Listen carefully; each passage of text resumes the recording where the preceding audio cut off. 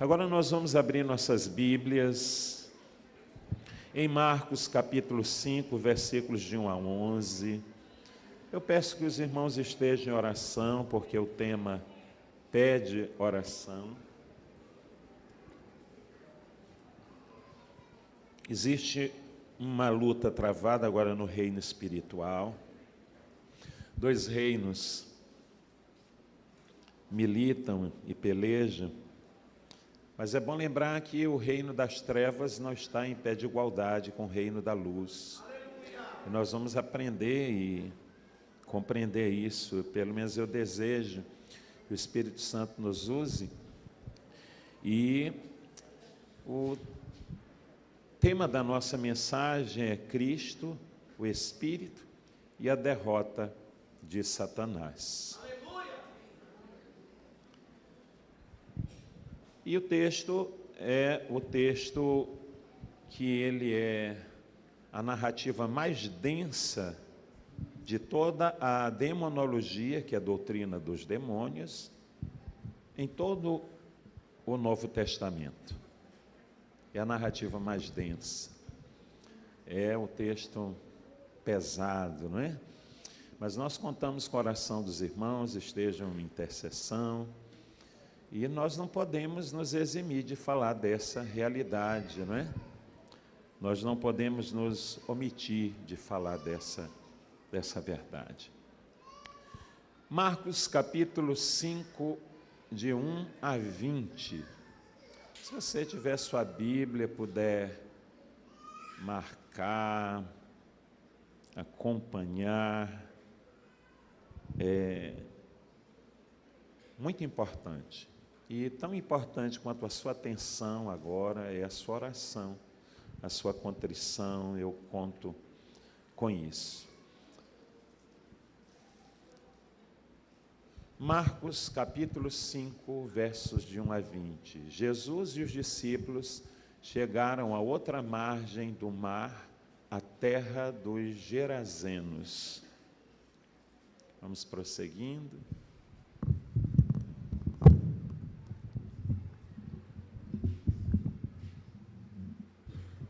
Ao desembarcar, logo um homem possuído de espírito imundo veio dos túmulos ao encontro de Jesus. Esse homem vivia nos túmulos e ninguém podia prendê-lo, e nem mesmo com correntes, porque tendo sido muitas vezes preso com correntes e cadeias, as cadeias foram quebradas por ele e as correntes foram despedaçadas, e ninguém conseguia dominá-lo. Andava sempre, de noite e de dia, gritando por entre os túmulos e pelos montes, ferindo-se com pedras. Quando de longe viu Jesus, correu e prostrou-se diante dele, gritando em alta voz: "O que você quer comigo, Jesus, Filho do Deus Altíssimo? Porque por Deus, eu peço-lhe que não me atormente." Ele disse isto porque Jesus tinha dito a ele: "Espírito imundo, sai desse homem." Então Jesus lhe perguntou: "Qual é o seu nome?" Ele respondeu: "Legião é o meu nome, porque somos muitos." E pediu-lhe com insistência que não os mandasse para fora do país. Ora, uma grande manada de porcos estava pastando ali pelo monte, e os espíritos imundos pediram a Jesus: "Mande-nos para os porcos, para que entremos neles." E Jesus o permitiu. Então, saindo os espíritos imundos, entraram nos porcos, e a manada, que era cerca de 2.000, precipitou-se despenhadeiro abaixo para dentro do mar, onde se afogaram. Os que tratavam dos porcos fugiram e foram anunciá-lo na cidade e pelos campos. Então o povo saiu para ver o que tinha acontecido. Aproximando-se de Jesus, viram o endemoniado, o que antes estava dominado pela legião, assentado, vestido e em perfeito juízo, e temeram. Os que haviam presenciado os fatos contaram-lhe o que tinha acontecido ao endemoniado e também falaram a respeito dos porcos. E começaram a pedir com insistência que Jesus se retirasse da terra deles. Quando Jesus estava entrando no barco, aquele que antes estava possuído pelos demônios pediu com insistência que Jesus o deixasse ficar com ele. Jesus, porém, não o permitiu. Ao contrário, ordenou-lhe: vá para a sua casa, para os seus parentes, e conte-lhe tudo o que o Senhor fez por você e como teve compaixão de você. Então ele foi e começou a proclamar em Decápolis tudo o que Jesus tinha feito, e todos se admiravam. Você pode dizer um amém? Eu quero que o Michael acompanhe aí colocando as referências, deixando logo aí o versículo 1. E nós vamos em sequência, à medida que eu for falando, ele vai colocando o texto, e os amados acompanhem conosco. Então, como eu já falei, o texto do endemoninhado de Gadara é uma das narrativas mais densas, mais pesadas da demonologia nos evangelhos e, por que não dizer, em todo o Novo Testamento.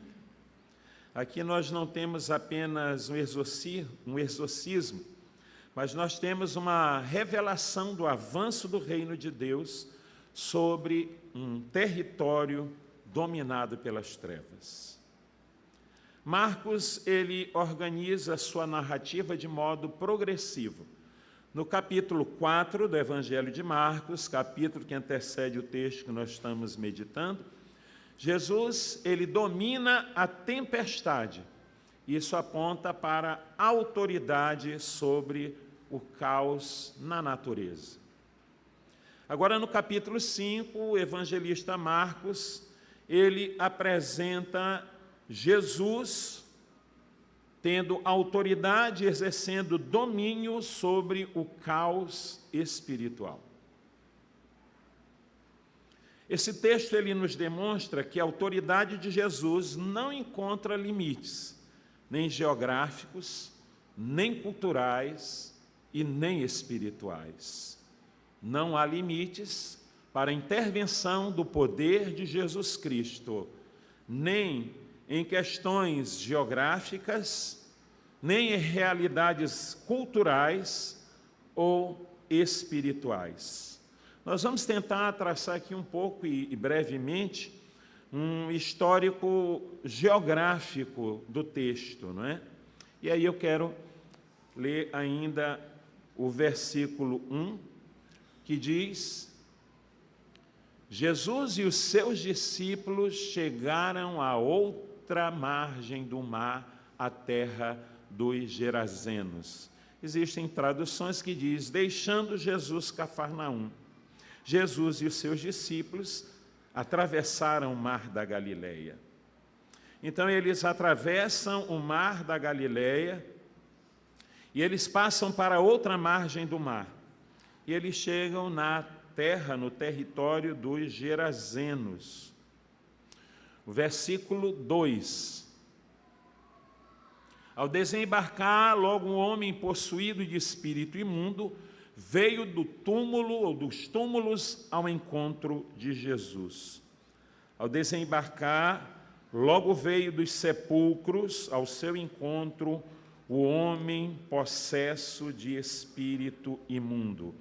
Então nós somos informados de que aquela era uma região de cavernas, usada como tumbas, e que em um penhasco ela descia até as margens do mar. E essa descrição ela não combina muito bem com Gerasa, segundo William Hendricks. Uma cidade situada pelo menos a 48 quilômetros ao sudeste do Mar da Galileia.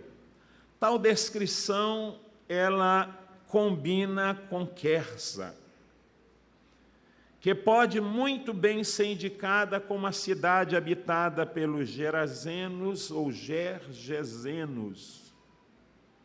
Se admitirmos que a maior cidade de Gadara, localizada a poucos quilômetros a sudoeste do mar, mas se estando até a costa, era, por assim dizer, a capital de todo o distrito a qual pertencia Quersa.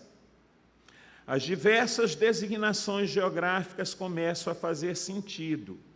Além disso, em Quersa, situada à margem oriental, 9 quilômetros diagonalmente a sudeste de Cafarnaum, existe de fato uma montanha hoje que se projeta para o mar.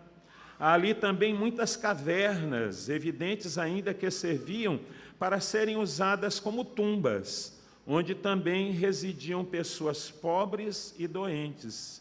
E a maioria dos moradores daquela região eram gentios. Por que eu estou trazendo toda essa informação? É porque parece que há uma dificuldade entre os evangelistas, né? Marcos capítulo 5, Mateus capítulo 8 e Lucas capítulo 8 narram esse texto e a localização parece que haver uma contradição, mas William Hendricks, ele tenta trazer aí uma compreensão mais ampla e que, de fato, Gadara é essa localização em que esse contexto geográfico se ajusta melhor ao que o texto narra. Falando de sepulcros onde habitavam pessoas, eu tive a oportunidade de ir ao Egito, e no Egito os cemitérios têm umas estruturas, né, de mausoléu que são verdadeiras construções, que parecem residências. E dentro daqueles cemitérios habitam pessoas, moram, residem pessoas. Inclusive, muitas delas são cristãos, porque os cristãos, no contexto do Egito, eles estão para muito além da margem da realidade do contexto social. Não é sem razão que existe também no Egito a chamada cidade do lixo, onde a maioria dos cristãos resiste em um grande aterro sanitário, mas também nós temos a mais linda igreja, que é a Igreja da Caverna, que fica na cidade do lixo e que reúne milhares de cristãos e celebram e adoram o nome do Senhor. Quando eu estive no Egito, eu tive uma experiência interessante, porque existe uma informação, né, do contexto da cultura, que muitas vezes chove na cidade do lixo, mas não chove fora, para além da cidade do lixo, ou seja, no Egito. E no dia que eu fui visitar, pela providência divina, eu estava ali, estava chovendo, e chovendo só dentro da cidade do lixo, e quando a gente saía, a chuva não havia acontecido nas demais regiões próximas de onde nós nos encontrávamos, né? Nós vemos a graça e o poder de Deus. Então, morar em tumbas, em mausoléu, em estruturas como essa não é novidade, inclusive para os dias atuais. Agora nós vamos do versículo 2 ao versículo 5, versículo 2, ao desembarcar, logo um homem possuído de espírito imundo veio dos túmulos ao encontro de Jesus. Esse termo usado, espírito imundo, significa seres espirituais, pessoais, malignos e subordinados a Satanás, que atuam em oposição ao reino de Deus, promovendo impureza moral, engano espiritual, opressão e resistência à obra de Cristo. No Novo Testamento, o termo grego usado significa literalmente espírito impuro. A palavra imundo indica contaminação espiritual, moral e uma verdadeira oposição à santidade de Deus. Versículo 3. Esse homem vivia nos túmulos e ninguém podia prendê-lo, nem mesmo concorrentes. Em outras traduções diz, ninguém podia dominar. Essa palavra dominar significa subjugar completamente. E aqui o mal, ele se apresenta como força incontrolável. Esse homem, ele vive entre os mortos, ele vive isolado, ele se automutila, lesiona, ele tem perda de identidade. E também existe uma ordem hierárquica, e esses espíritos imundos, eles fazem parte da classe mais baixa na hierarquia da ação e do reino das trevas. No próprio texto de Mateus, capítulo 17, versículo 21, Jesus vai falar desta hierarquia. Quando os discípulos, descendo do Monte da Transfiguração, muito provavelmente o Monte Tabor, eles não conseguem expelir o demônio que acometia a vida de uma criança. E Jesus vai dizer, mas esta casta não se expulsa senão por meio de oração e de jejum. A palavra jejum não aparece em todos os manuscritos, mas nós nos apropriamos dos manuscritos que apontam para o jejum. Ou seja, existem realidades espirituais que nós precisamos estar preparados para enfrentá-las, porque existe uma ordem hierárquica. Efésios capítulo 6, versículo 12.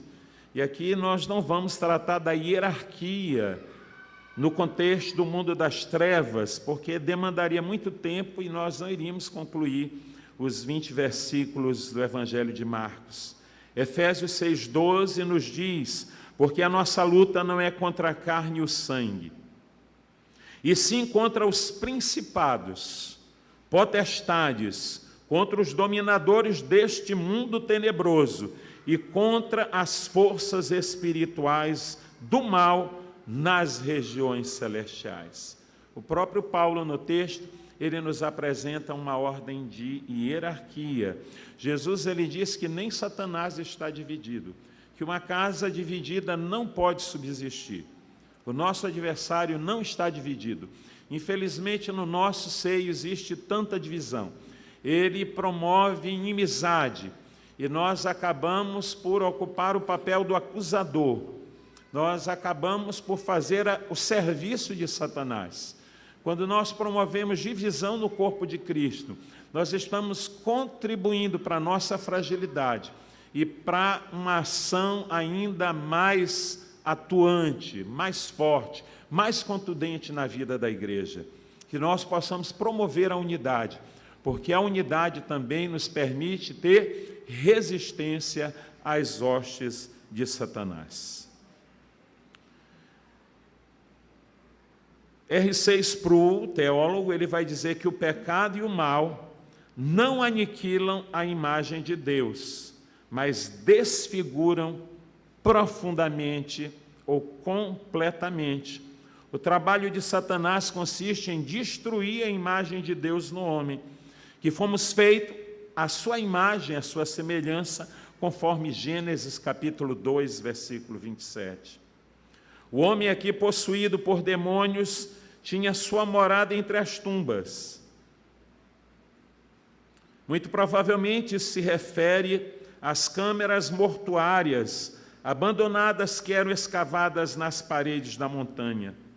Habitualmente, em intervalos, durante o dia e a noite, esse homem gritava estridentemente. O seu grito era ouvido, ecoado de caverna em caverna, perto da costa rochosa, causando medo no coração das pessoas que por ali passavam ou se aproximavam. A maioria das pessoas simplesmente passavam ao largo, distante daquela região.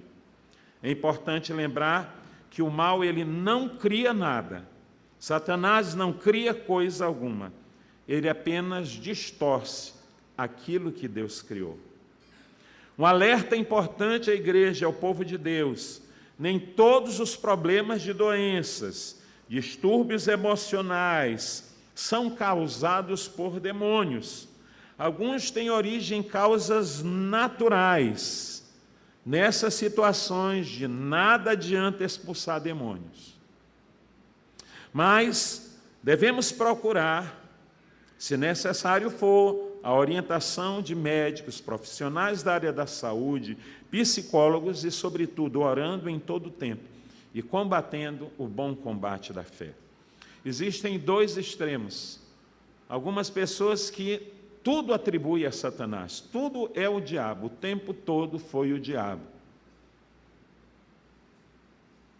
Ele estourou o cartão, foi o diabo que estourou o cartão no final do mês. Ele assumiu um compromisso e não honrou, foi o diabo que fez com que ele não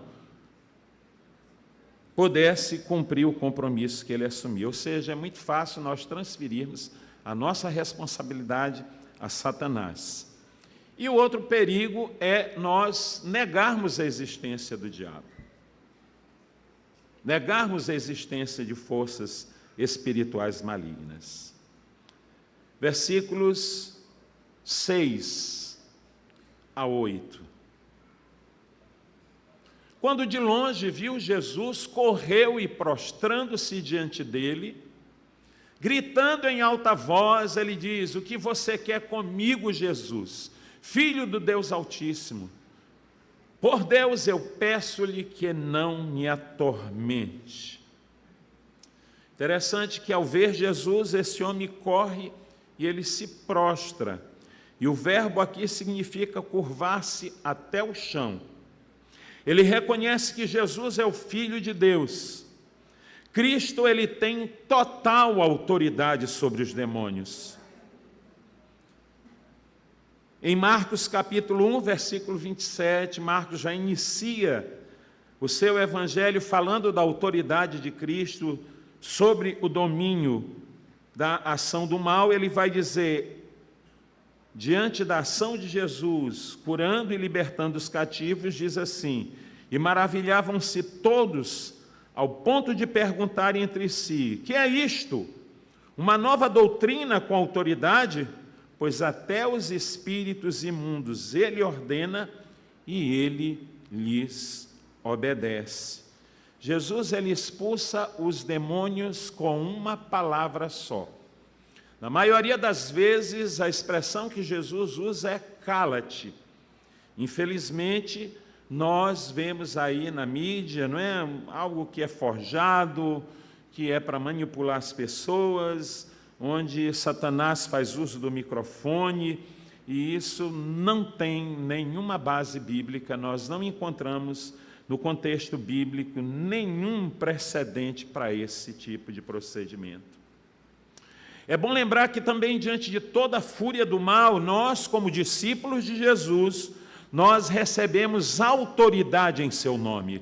Eu gostaria de ouvir um glória a Deus, um aleluia, uma salva de palmas, um brado de louvor ao nosso Deus. Nós recebemos autoridade diante da fúria do mal. Nós não nos acovardamos. Jesus, ele não se acovarda diante da fúria do mal. E ele nos deu autoridade. Lucas capítulo 10, versículo 19. Eis que vos dou poder para pisar serpentes e escorpiões, e sobre toda a força do inimigo, e nada vos fará dano algum. 1 de João capítulo 5, versículos 18 e 19. Sabemos que todo aquele que é nascido de Deus não vive em pecado. Antes, aquele que nasceu de Deus, Deus o guarda, e o maligno não lhe toca. Sabemos que somos de Deus, e o mundo inteiro jaz no maligno. Aquele que é nascido de Deus, o maligno não lhe toca. Aquele que é nascido de Deus, o maligno não lhe toca. Os cristãos, quando cheios do Espírito Santo, e em obediência à palavra de Deus, tem autoridade para resistir o inimigo em o nome de Jesus. Não pelo mérito próprio, mas pela vitória e o triunfo de Cristo na cruz do Calvário. Em Colossenses capítulo 2, versículo 15, e despojando os principados e as potestades, ele publicamente os expôs ao desprezo, triunfando deles na cruz. O triunfo de Cristo na cruz é a derrota de Satanás. Ele o expôs ao desprezo. Versículo 9. Marcos, capítulo 5, versículo 9. Então Jesus lhe perguntou: qual é o seu nome? Ele respondeu: Legião é o meu nome, porque somos muitos. É importante lembrar que só essa referência bíblica, Jesus, ele interroga um endemoninhado. É o único texto. Em nenhum outro texto você vai encontrar Jesus fazendo qualquer pergunta sequer a um endemoninhado. Ele diz: meu nome é Legião, porque somos muito. Essa é a única ocasião clara em que Jesus pergunta o nome a um espírito maligno. Esse é um episódio excepcional nas Sagradas Escrituras. Nós não deveríamos ter essa preocupação com o nome de demônio. E nós importamos os nomes dos demônios das demais manifestações de crenças diferentes da nossa cristã evangélica e nos apropriamos dos nomes deles e os tratamos como se de fato fosse verídico e verdade. Eu quero dizer aos amados que se utilizar desses nomes é contribuir, é participar de um engano, porque esses nomes a quem se atribui, as entidades de crenças totalmente diferentes à nossa, elas são de uma realidade totalmente opostas ao Evangelho. Elas estão em total contradição ao Evangelho.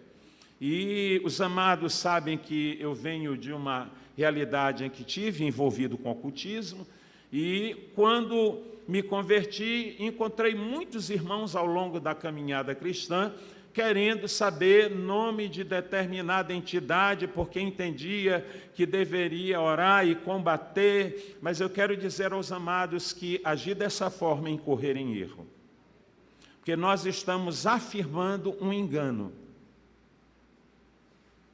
Então nós precisamos agir na autoridade do nome de Jesus e entender que esses seres, eles estão totalmente destituídos da sua identidade original.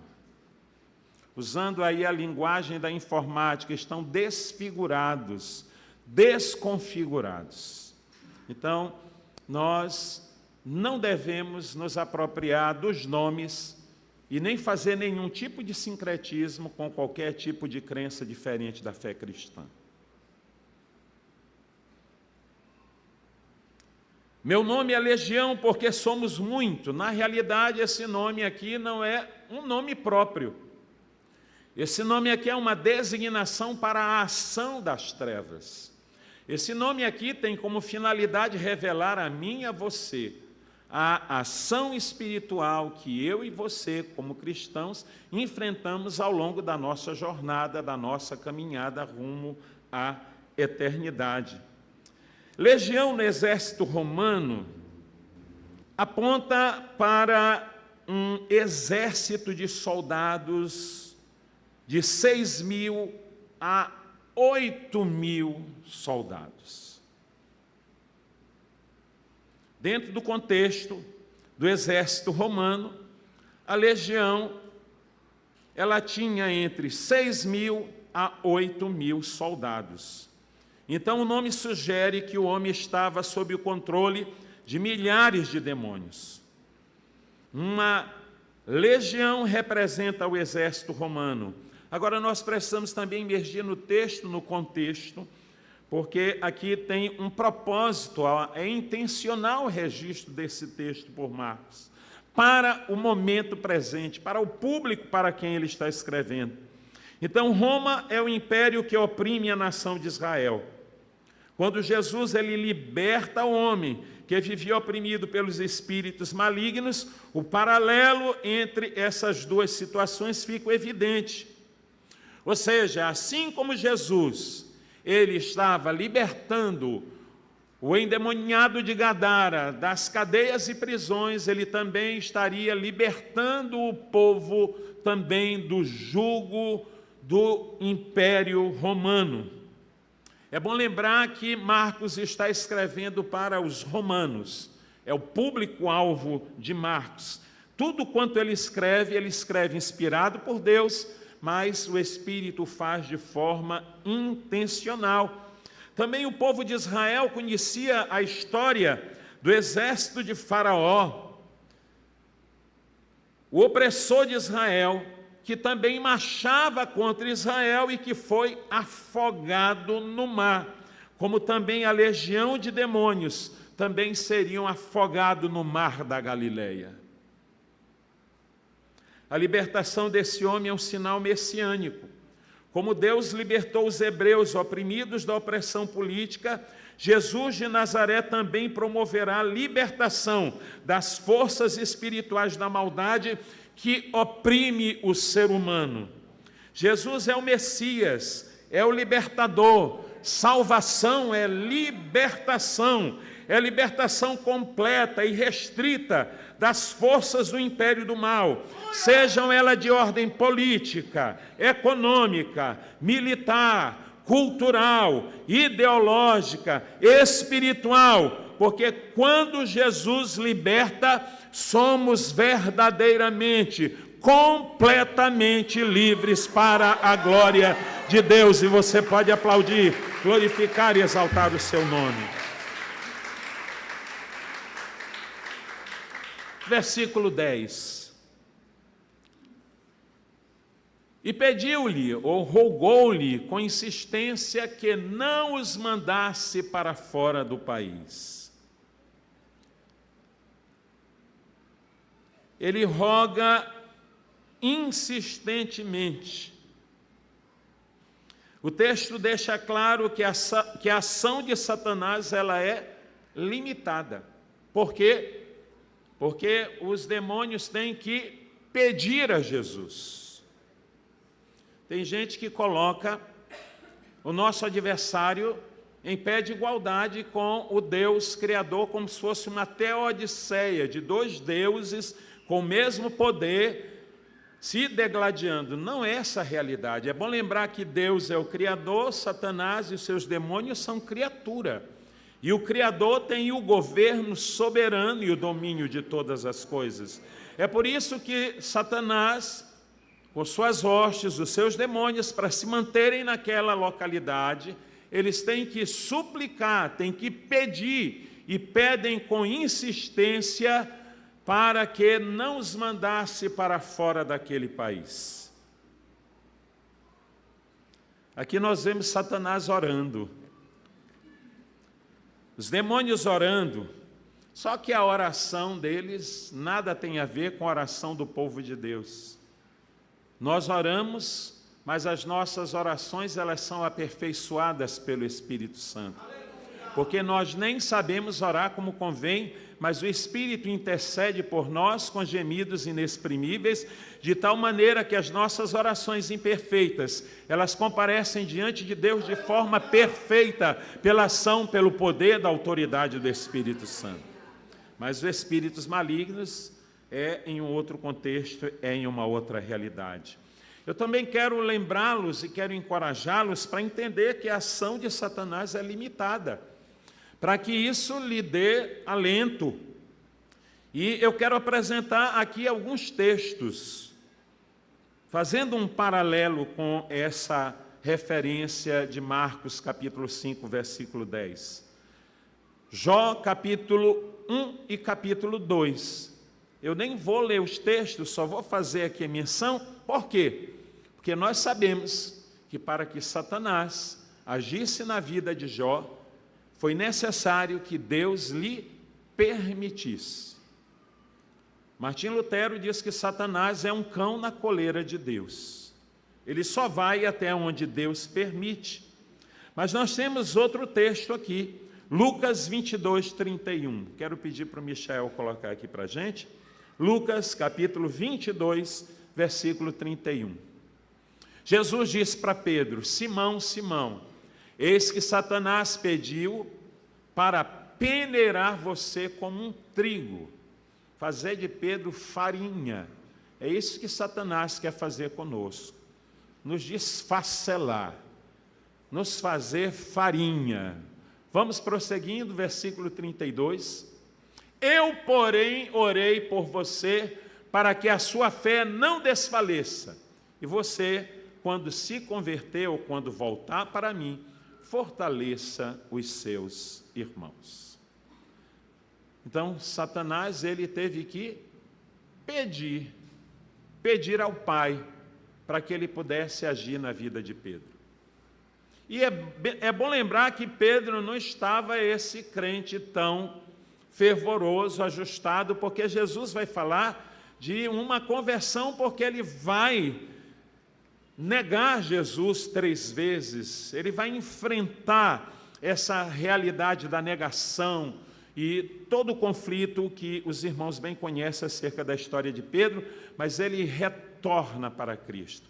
Ele é confirmado por Cristo, tem um encontro com Cristo e Jesus confia a ele o seu rebanho. Pedro, tu me amas? Pedro, tu me amas?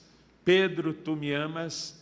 E Jesus disse: olha, se tu me amas, cuida dos meus cordeirinhos, cuida das minhas ovelhas. E é bom lembrar que Pedro é que no ato do Pentecostes, ali no capítulo 2, que é levantado por Deus com grande poder e autoridade, ele é o apóstolo para os judeus, e ele prega e milhares de almas se rendem ao poder e autoridade, ao senhorio de Cristo Jesus.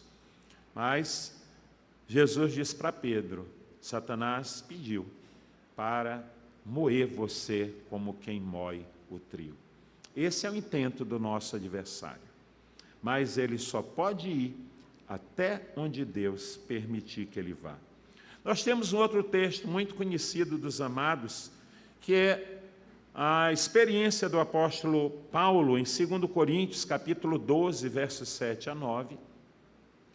2 Coríntios, capítulo 12, versos 7 a 9. Paulo, ele tem experiências à semelhança do que João teve. Paulo vai dizer, ele diz: olha, eu sei que um homem, ele não diz acerca de si mesmo por uma questão de humildade. Ele diz: eu não sei se no corpo, se fora do corpo, mas esse homem foi até o 3º céu, ou seja, diante do trono de Deus. Ele viu as glórias que nós aguardamos com grande expectativa. Assim como João também foi levado pelo Espírito, só que na experiência de João a ordem é que ele escreva. Mas em nenhum momento Paulo vai fazer nenhuma descrição, ele não vai falar nada. Em nenhum momento ele fala da glória, da grandeza, mas não a semelhança do que o apóstolo João faz, inclusive usando uma linguagem metafórica para que a gente tenha uma melhor compreensão dessa realidade. Mas ele vai dizer: para que eu não ficasse orgulhoso. Orgulhoso de quê? Da experiência maravilhosa, extraordinária que ele teve, chegando até a glória, a presença de Deus, indo até o 3º céu.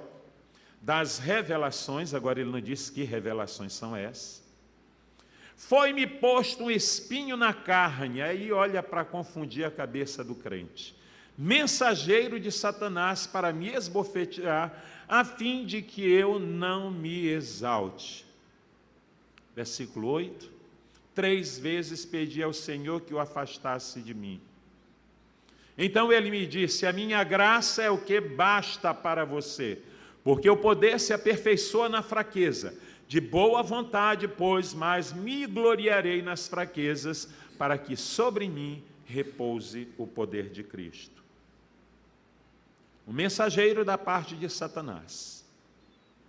Então, às vezes, Em ocasiões especiais, como a semelhança do testemunho de Paulo, nós podemos enfrentar lutas de natureza espiritual por uma concessão divina, com o propósito de nos aperfeiçoar, com o propósito de nos guardar. Essa é a mente do nosso Deus, que se revela nas Escrituras e que nós precisamos compreendê-la. Nós precisamos entender que o mal é real, mas o mal é limitado. Não somente os demônios desesperadamente queriam ficar longe do abismo, não me lance para o abismo, mas eles desejavam ficar naquela área em particular, porque aquele era um ambiente de tumbas, de morte, esqueletos, desolação, destruição, e os demônios se sentiam em casa ali. Como existem muitas realidades no nosso contexto em que Satanás se sente em casa. E muitas vezes nós nos surpreendemos pela realidade em que Satanás se sente em casa. Nós nos escandalizamos por Satanás se sentir em casa em determinados ambientes. Existem realidades em que Satanás se sente em casa. Se nós estamos acostumados a associar os bons, os anjos bons, com lugares que apresentem ordem, beleza, grandeza, vida, louvor, adoração, não nos parece natural que o nosso adversário também ele esteja associado em ambientes que promovem desolação, desordem, destruição, impureza moral e tantas outras realidades. Quero ler o texto de Mateus capítulo 12, versículo 43.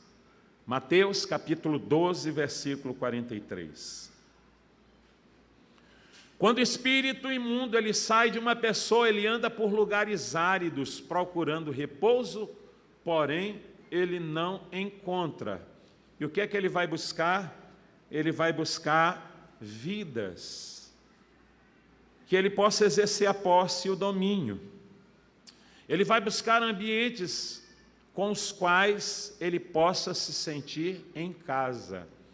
Infelizmente, Gadara era uma região em que Satanás se sentia em casa. Parecia ser o seu domicílio, que de fato não é, porque do Senhor é a terra e toda é a sua plenitude e todos aqueles que nele habitam, ou que nela, na terra, habitam. Do Senhor é a terra, toda a sua plenitude e todos os que nela habitam. Então, nosso inimigo ele não tem direito. Tem uma teologia torta, neopentecostal, que ensina que Satanás ele tem um poder legal quando o crente falha. Ele não tem poder legal. Uma história de legalidade, diz, olha, não dê legalidade, senão o inimigo vai entrar bem aí por essa porta, vai acabar com a sua vida. Querido, seria muita insegurança para a vida do crente.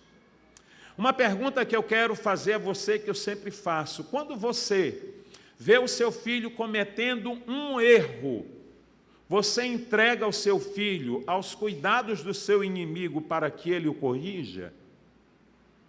Quando seu filho erra, quando seu filho lhe aborrece, quando seu filho lhe decepciona, quando seu filho mente, quando seu filho peca, você chama o seu inimigo e diz, agora eu entrego ele aos seus cuidados, corrija, faça com ele o que você assim bem entender.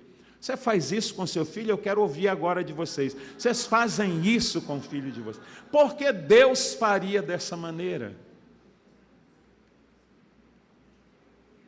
Por que Deus faria dessa forma?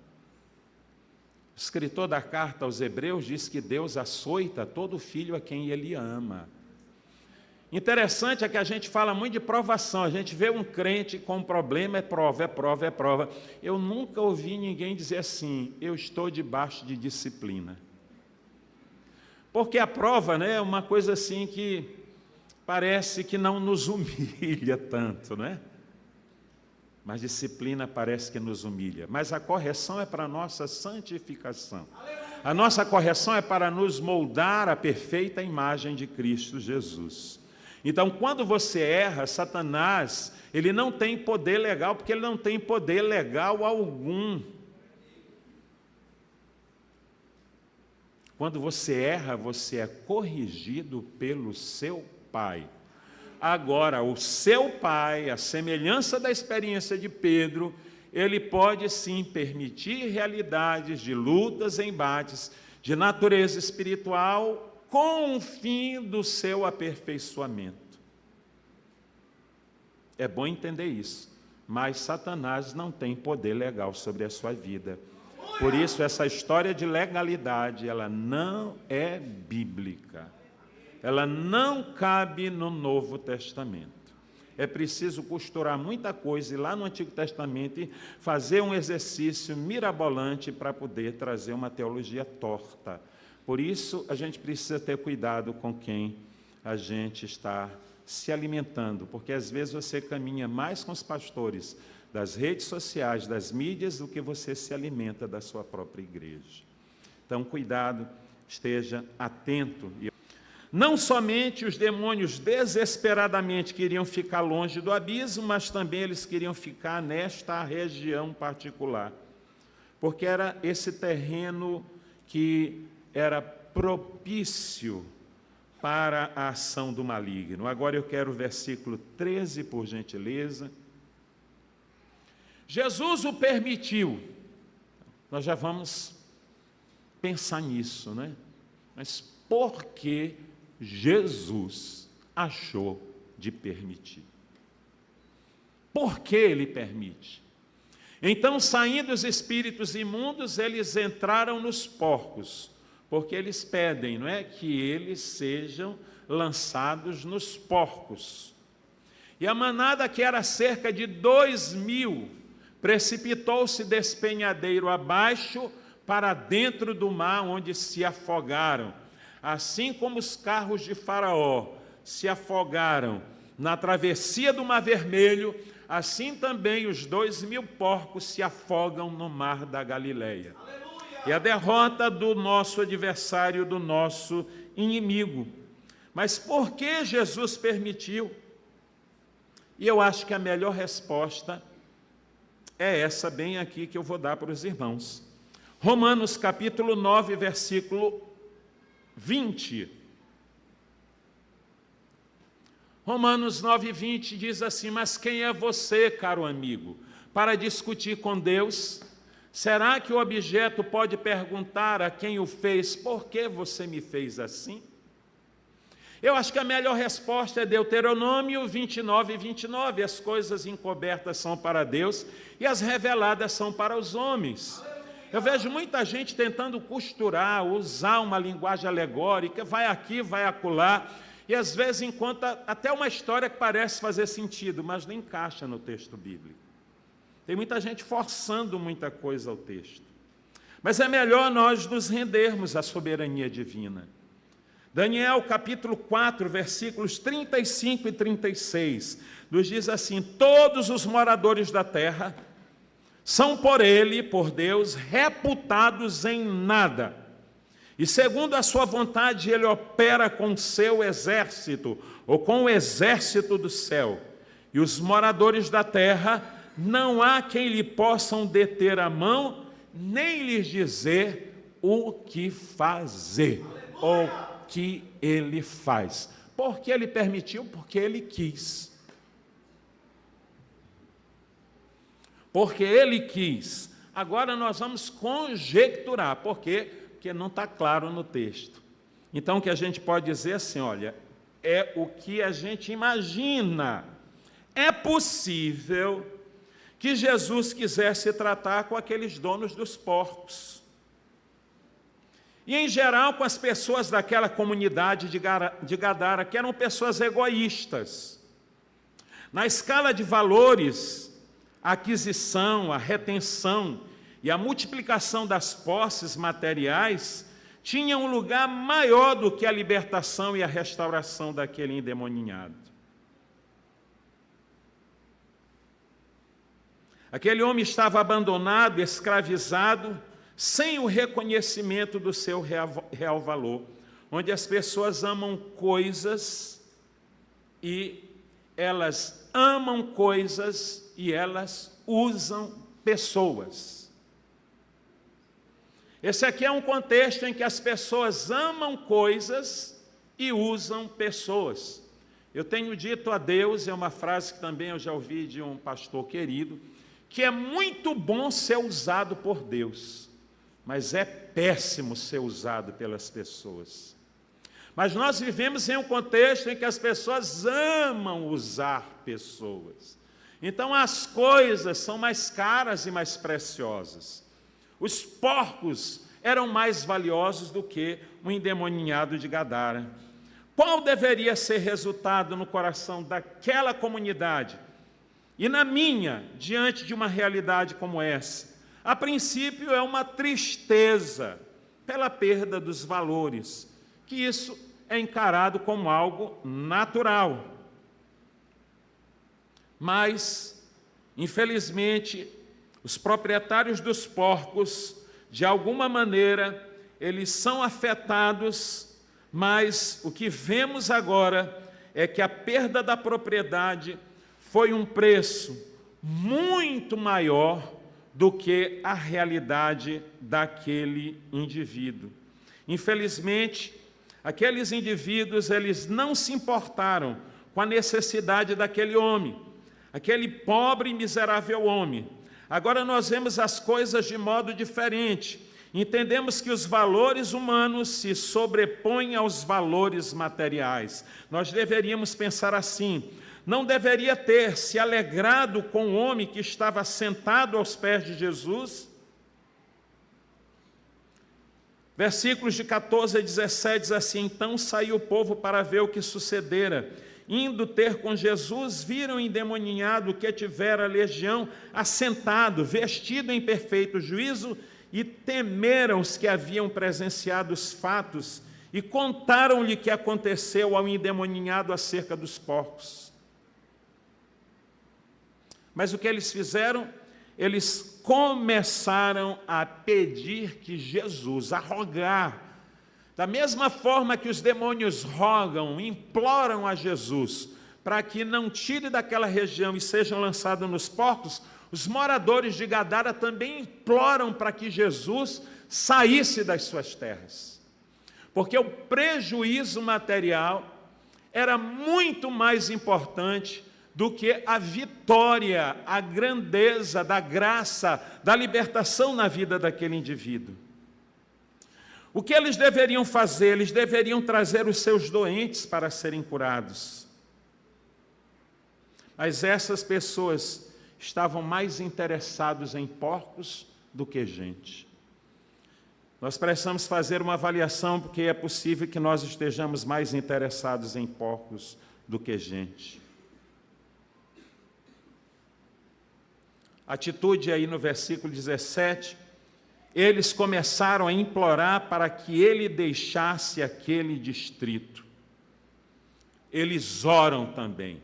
E a oração deles é que Jesus saísse da sua presença. Os demônios oram ao seu modo e à sua maneira, curvados, com o rosto rente ao chão.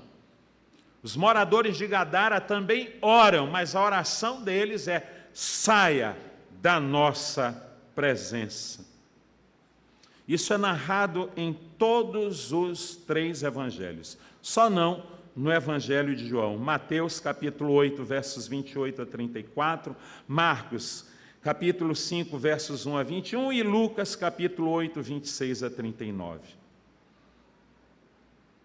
Nós temos algumas lições a aprender com esse evento. Esses homens, eles estavam com medo de Jesus. Eles se ressentiram com Jesus. Tem o livro do Philip Yancey, que é Decepcionados com Deus. Mas por que Deus nos decepcionou? Por que haveria Deus de nos decepcionar? Será que nós não precisamos avaliar os nossos conceitos e valores? Quando Jesus ele fere os nossos interesses E você quer conhecer bem uma pessoa, mexa nos interesses dela. Você conhece bem uma pessoa quando você toca nos seus interesses. Ela se revela como de fato ela é. Eles estavam ressentidos porque Jesus os privou da sua propriedade. A presença de Jesus era perturbadora. E hoje, no mundo em que nós vivemos, a presença de Jesus é perturbadora. Isso acontece nos nossos dias. Isso tem se repetido. As pessoas estão ávidas para ouvir as histórias de Jesus acerca do seu amor, contanto as implicações do custo do discipulado, da renúncia, aí as pessoas não aceitam, não querem. João capítulo 15, versos 18 a 19, Jesus diz: se o mundo vos odeia, sabei que primeiro do que a vós outros me odiou a mim. Se vós fosses do mundo, o mundo amaria o que era seu. Como todavia não sois do mundo, pelo contrário, dele vos escolhi, por isso o mundo vos odeia. Eu tive uma experiência, eu vou tentar ser rápido por causa do tempo, mas eu tive uma experiência com uma pessoa que viveu essa mesma experiência dos moradores de Gadara. Eu morei no Rio de Janeiro durante 4 anos, servi ali na Igreja Batista Betânia em Irajá, com meu querido pastor Paulo César Meira Lima, e um determinado dia, em uma manhã, daquelas manhãs que você amanhece assim, com vontade de se converter, que você está só o endereço, era assim que eu me encontrava. E eis que o meu querido amado pastor chegou no meu humilde lar do Ocilá e disse assim: vamos comigo ali, porque tem uma pessoa endemoninhada e ela vai precisar de assistência, a irmã fulana de tal, é vizinha, está lá, e está uma situação, e eles entendiam que eu era caçador de demônios, então eu fui lá para resolver o problema. E aí ele disse assim: você fica aí que eu vou no Carrefour. Até hoje ele está no Carrefour, ele não voltou do Carrefour. Quando eu cheguei, ele me deixou ali na porta e encontrei uma moça sentada na calçada, esgranhada, suja. E eu olhei assim, de graças a Deus, pelo menos já está aqui do lado de fora, a coisa vai ser mais tranquila para mim. Aí eu cheguei muito discretamente ao lado daquela moça assim: bem, como é o nome da senhora? A senhora está bem? Como é? Eu estou bem, quem não está bem é a minha patroa que está aí dentro quebrando tudo. E ali o meu coração, eu tive vários mini infartos naquele momento. E aí eu entrei, muito ousadamente, e cheguei e fui abrir a porta daquela casa para entrar, e eu fui recepcionado com uma pessoa despida, com um monte de faca na mão, e veio ao meu encontro, e obviamente eu fechei a porta e saí daquele local, né? E fui para a área lateral da casa. Era uma casa muito grande, é uma pessoa que dizem, né, que é esposa de alguém que liderava o tráfico. E eu fui para a área que tinha, a casa era toda varandada. Então eu fui para uma área, um determinado local, que dava para o banheiro da casa, mas com vitral, coisa de gente chique.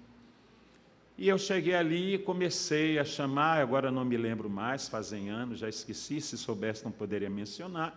Fulana, Jesus te ama, vem para a luz. E comecei aqui tentar, né, com um repertório para tentar despertar alguma coisa naquela pessoa. Para minha surpresa, o vaso sanitário foi arrancado e arremessado por aquele vitrô, e eu tomei uma chuva de caco de vidro, e aquilo só não me acabou porque tinha a estrutura de ferro era forte.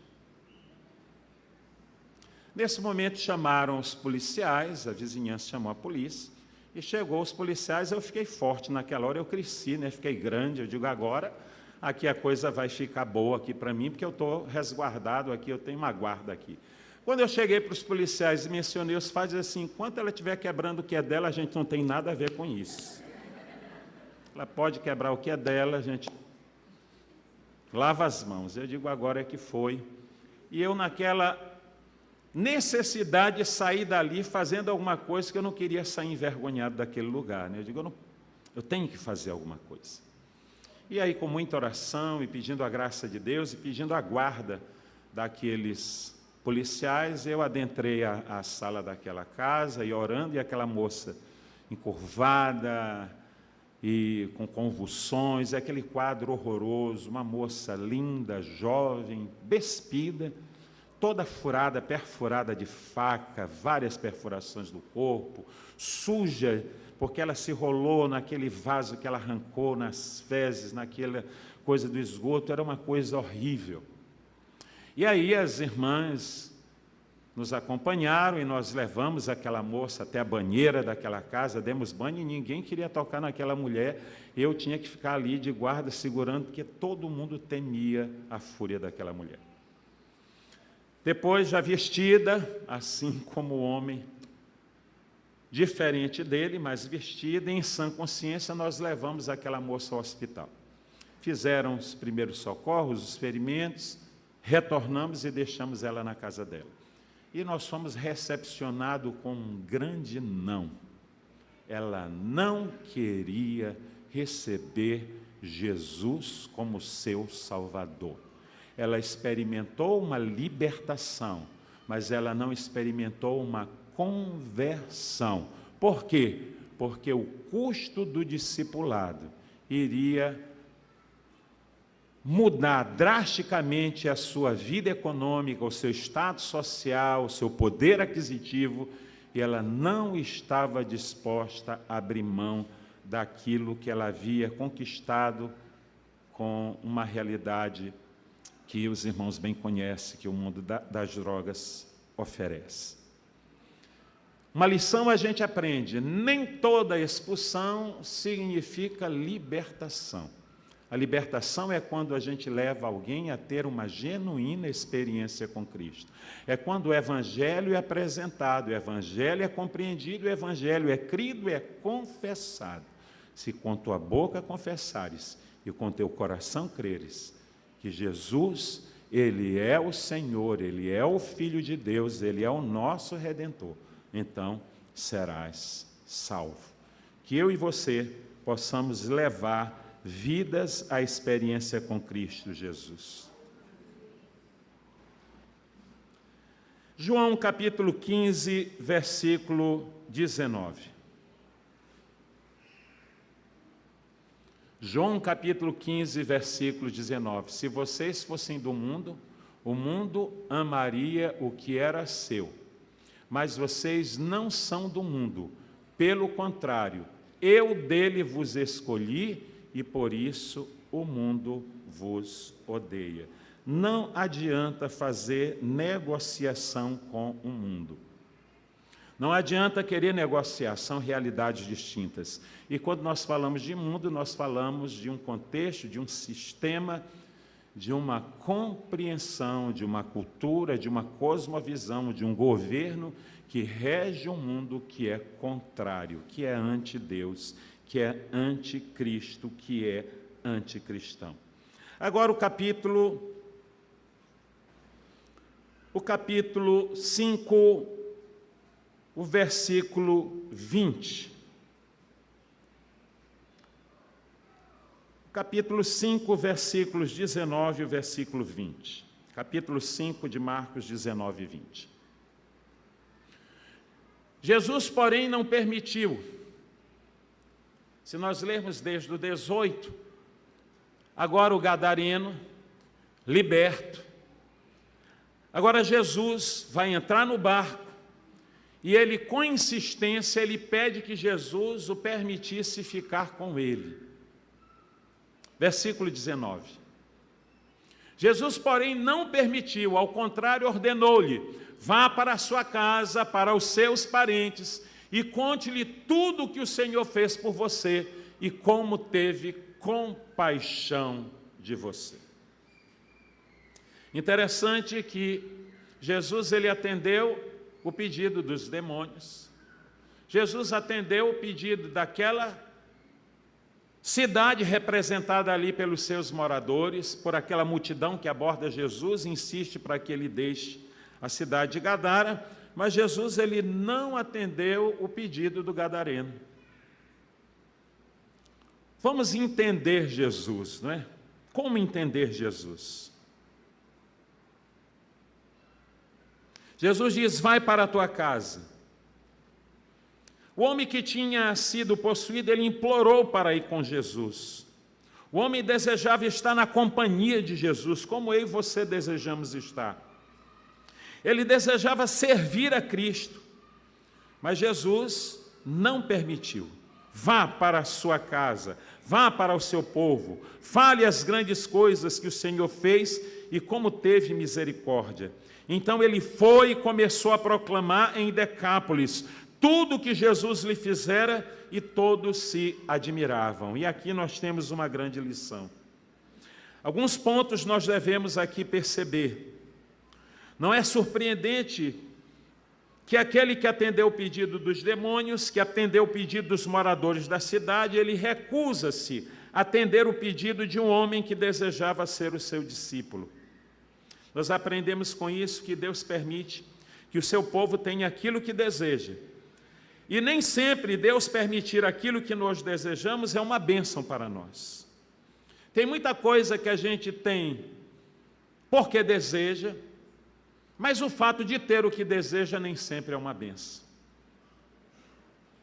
Aquele homem não seria a bênção que foi se tivesse ido com Jesus. Eu quero dizer para você que de repente você está na expectativa de uma bênção. Mas é bom lembrar que, será que aquilo que você pede como bênção vai de fato ser bênção para você? Então, na nossa oração, nós não podemos esquecer, como Jesus nos orienta no Pai Nosso, faça-se conforme a tua vontade. A vontade daquele homem era ir com Jesus, e eu no lugar dele me agarraria aos pés de Jesus. É bom lembrar que quando Jesus ele se recusa a dizer sim em resposta às nossas orações fervorosas, ele tem sempre um propósito que vai destinar uma realidade, um contexto, um propósito muito maior do que nós possamos imaginar. Quando ele diz não à sua oração fervorosa, ele tem um propósito maior do que a sua e a minha compreensão pode alcançar. A verdadeira atividade missionária, ela começa em casa. Jesus, ele disse para o gadareno, agora liberto, vestido, em sã consciência, diz, vai para a tua casa. E agora cabe a mim e a você avaliar se de fato eu e você temos exercido a nossa autoridade, se nós temos desempenhado o nosso papel como cristão dentro do contexto do nosso lar. Amados, se há famílias edificadas, nós temos igrejas fortes. Aquele homem foi ordenado que falasse ao povo acerca das grandezas de Deus, o que Deus havia realizado na sua vida. Foi anunciado à cidade todas as coisas que Jesus lhe tinha feito. Esse relato nos deixa muitas lições. E aqui eu já caminho para o final. Quando Cristo chega, o reino das trevas perde espaço. Quando o Senhor fala, o mal lhe obedece. Quando o Evangelho avança, a vida ela é restaurada. O homem que vivia entre sepulcros, ele passa a viver em comunhão. Aquele homem que outrora gritava e se feria, agora ele está assentado com Cristo nas regiões celestes, como eu e você. Ele está assentado, vestido em perfeito juízo. O que aterrorizava aquela região, agora ele anuncia como testemunha tudo o que o Senhor lhe fez e como teve misericórdia dele. Ao mesmo tempo, o texto expõe o coração humano. Há pessoas que preferem a estabilidade dos seus porcos à transformação do reino de Deus. A libertação do homem custou o reordenamento de valores e muitos não quiseram pagar esse preço. Assim, o episódio revela tanto a misericórdia que restaura, quanto a dureza do coração que rejeita. Tanto a graça que liberta, como um mundo que odeia a luz. Por fim, A resposta de Jesus ao homem curado define o rumo da fé madura. A libertação deve nos conduzir à missão. O Senhor os envia para casa, para os seus, para anunciar as grandes coisas.